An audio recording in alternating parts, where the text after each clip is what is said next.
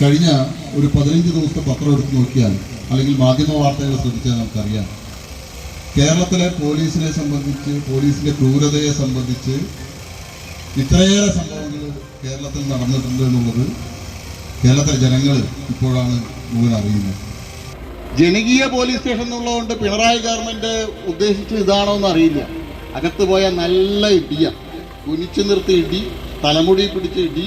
ആ കോൺഗ്രസിന്റെ സുജിത്തിനെ കയ്യിലും കാലിലുള്ളൊക്കെ ഊരി വന്നു. അത് തിരിച്ചു കൊടുത്തോന്നറിയില്ല. പോലീസ് അത്യാവശ്യം അടിക്കലൊക്കെ നടത്തിയായിരിക്കും. അതിൽ അത്ര വലിയ മാരകമായിട്ടുള്ള കുറ്റം, ഗുരുതരമായിട്ടുള്ള കുറ്റം ചെയ്ത ആളുകളെ പോലീസ് മർദ്ദിക്കും. പിണറായി സർക്കാർ അധികാരത്തിൽ വന്ന ശേഷം കേരളത്തിൽ 16ഓളം കസ്റ്റഡി മരണങ്ങളാണ് ഉണ്ടായിട്ടുള്ളത്. 16ഓളം കസ്റ്റഡി മരണങ്ങൾ.